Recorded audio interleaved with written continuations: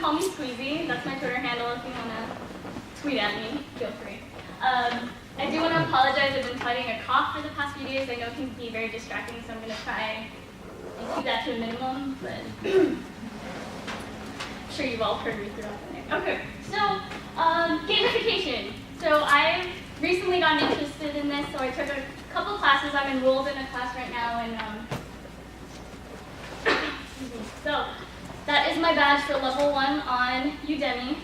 I am working on level 2, and on Coursera, I'm going to get a certificate for, it's a college level course. It's taught by a professor at the University of Pennsylvania. So by the end of March, if I do all my assignments, I'm going to get a certificate. So I've been kind of studying it on and off for the past couple months, and I wanted to present it to you now. So this is going to be our roadmap for the presentation. I'm going to start with a definition of what gamification is, what gamification is not, a little bit of the history of it, a little bit of the other topics that are kind of involved, and then also give you kind of 4 criteria to help you decide if what you want to do would actually be good to gamify or not. Okay, so we're going to start with the definition. So what is gamification? I'm actually curious, can everybody give a show of hands? How many of you think you know what gamification is? Okay, very interesting. Okay, and most of my talk today is going to be based off, it's going to be derived off the Coursera course that I've been taking. So it's taught by Kevin Warbach, and that's his Twitter handle. So gamification is still new. There's not a universally accepted definition. Even among the 2 courses I've been taking, they're both different, but they're still the same. And according to Kevin Warbach, there's 3 basically main parts to gamification. The first part is the use of game elements with game design techniques, and it's used in non-game contexts. So we'll go through each of these. So the first part is game elements. So this is your toolbox. This is what we all think about what gamification is. So things you probably know about are points, leaderboards, badges, quests, avatars. You'll see a lot of visual aspects to it. So there's like a progress bar up at the top that I drew. And I'm sure you all can name a whole bunch more. But the one thing I really want to stress, it's not just about this. So gamification is more than just these elements. So this is not the whole experience. Next up, this is the hard part. It's game design techniques. So this is where you have to think like a game designer, and it's not necessarily what you all are doing. So, and even for me, I couldn't wrap my head around it completely, so I hope I can define it for you a little bit better. So how do you decide which elements, so leaderboards, badges, and things, which ones do you use, where do you put it, and how do you make this entire experience better than just the leaderboards and the points, etc. The one thing you do have to be is thoughtful and purposeful, so that whole experience kind of has to have a purpose. So if you're just doing a point system, so what happens when you reach 100 points? Well, you reach 100 points, what happens after that? People will become bored, they won't get it, like what's the point of the points after a certain point, basically. And it's kind of science, so there's a lot of psychology stuff that I'm being exposed to that I didn't know about. It's a bit of art and hard-won experience, so even game developers can make some pretty bad games, so you're not always going to get a great experience from that. And the part that kind of why we want to use it really is we want to make business school life more fun, more interesting, or better. And the one thing you have to remember is, again, it's not about the elements that you use. You're still in the real world. You're not making a game. You're using the real world to help making it more fun. So now that I talked about what gamification is, this is what gamification is not. It's not turning something that's not a game into a game. It's also not using games in a business context. So I know we're all familiar with You know how McDonald's uses the Monopoly kind of board things? So yeah, kind of you're collecting stuff and getting rewards and things, but it's not the whole experience of gamification. We've all seen this too, buy 10, get 1 free kind of deal. A lot of it is in loyalty programs and things. Okay, maybe, but again, it's not the whole experience. It's not also making simulations, so again, it's not making a game, even though you may be immersed in something that would feel like the real world, it's still not gamification. And I can't stress this enough, it's not about the points, badges, or the leaderboards. Okay, so this is not gamification. I'm going to talk a little bit about the history. So the term gamification actually came from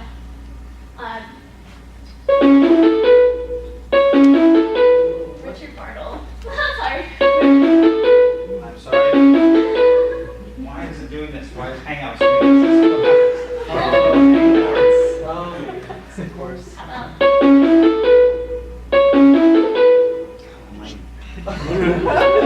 So sorry, everyone.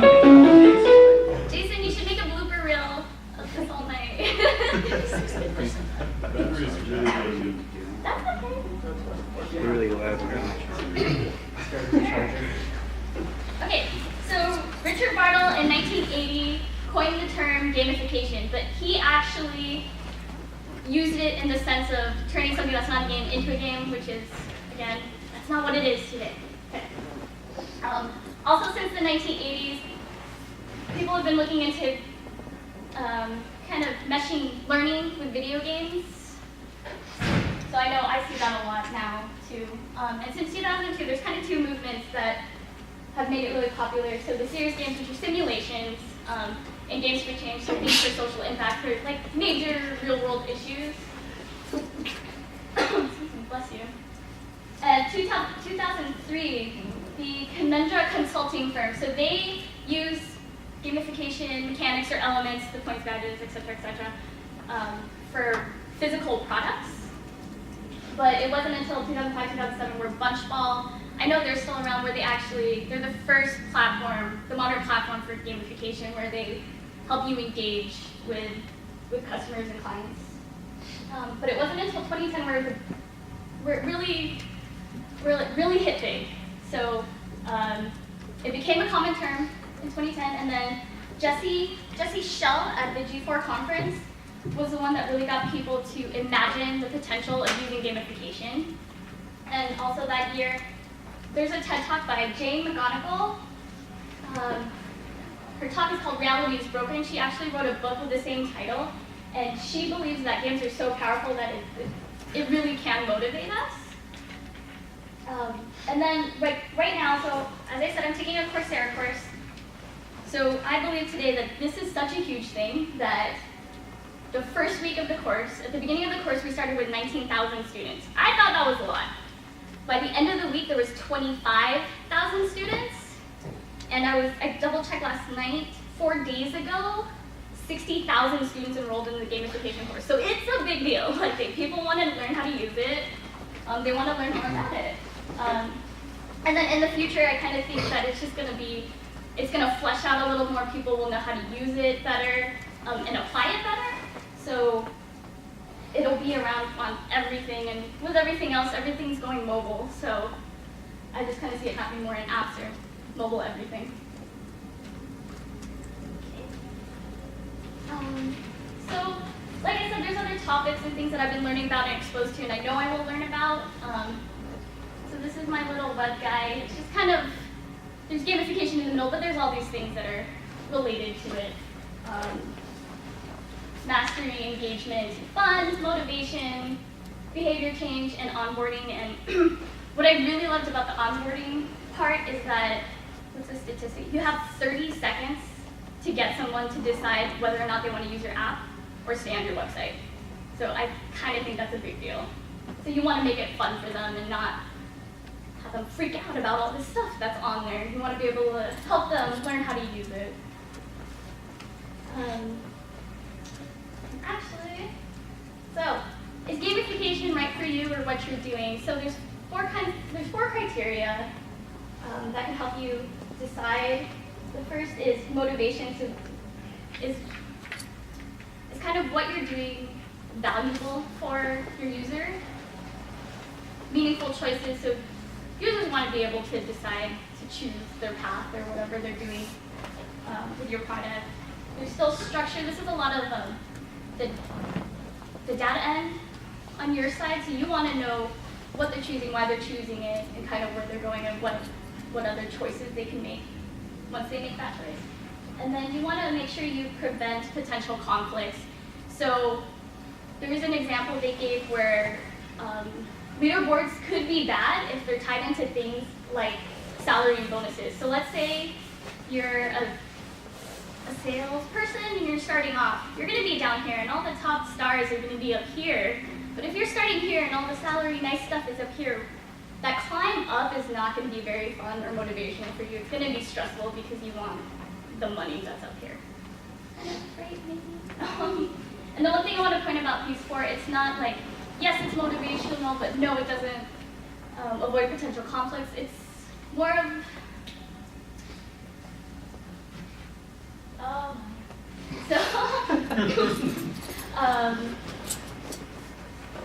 basically, the more motivational it is,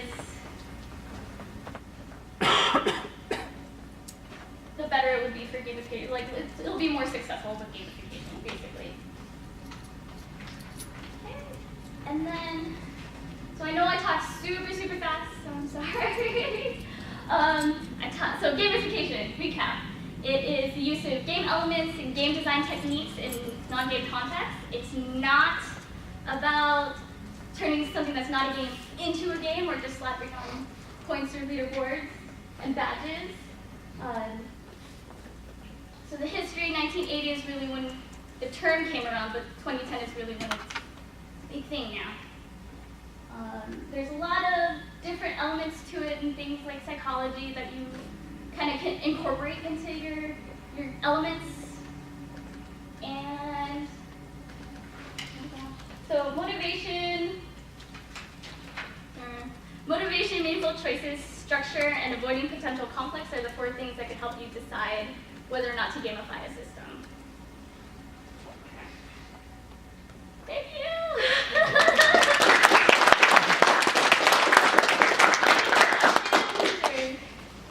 Like me to repeat something more slowly? Is this like drawn, or how Yes. long did it take to actually set up the slides for this? Yeah, it took a little. I hand you everything except for the badge at the very beginning. It didn't take too long. I kind of knew what I was talking about, and at one point I had too many words. I showed Brian a sample, and it was just all words, and I was like, oh, maybe I should turn those into pictures. So that's kind of what you got. It's really visually interesting. Yeah. Yeah.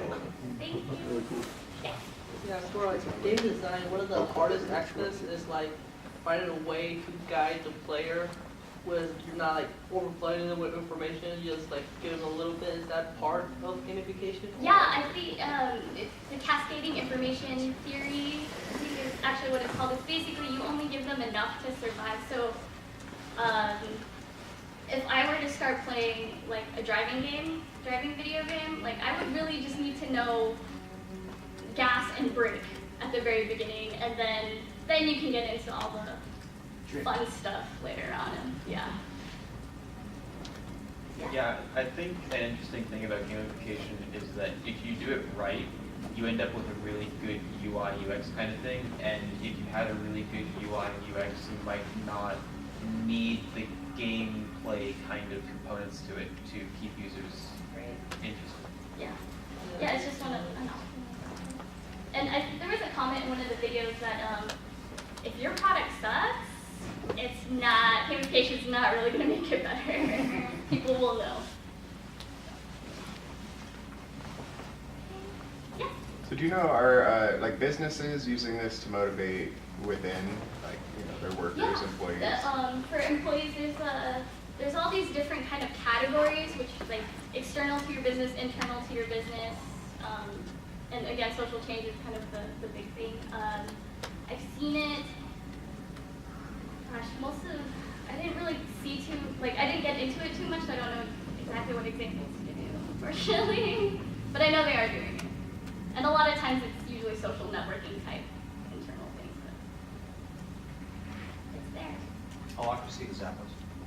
Like, when they, does anybody here work with Zappos? Okay, I don't know what they're doing, and I just heard that the holacracy stuff is gonna be where you're making it all flat, everybody has to interact with each other. You have circles within circles, circles that overlap circles, and then therefore, you know, it engages, you create this sort of like element of play to work, you know, so bounce and pinball around, you know. Yeah, that's a good question. How would you explain holacracy? You know, or flat, you know, I don't know. I think it's less the gamification part, but I think holacracy is more about empowering employees. Yeah. Is my gist of it. Would you say that this would empower employees though? It could, but I think it's again, there's a lot going into it that you have to be very purposeful and thoughtful when designing. So I think the design of it would be. Again, no slapping on these words. Yeah. I would say the biggest, you touched on it a lot, the biggest takeaway that I think people should have is that you need to actually know what you're doing when you want to do gamification. Yeah. Meaning, it would be, if you want to add it to your business, whether internally for your employees or externally because you want to put it into your website, I think you really need to either become an expert or hire one, because there's a lot of companies I see doing it horribly wrong. Yeah. And it doesn't help them, and it often hurts them. Yeah, I was on a website called Save Up, and it's like, it gives you points basically for saving money all the time, and you can play little games. And I just kept racking up points, and then nothing ever happened, so I just haven't been on it. So it's that same concept. Like, yeah, it's easy to slap it on, but what's the point of it after?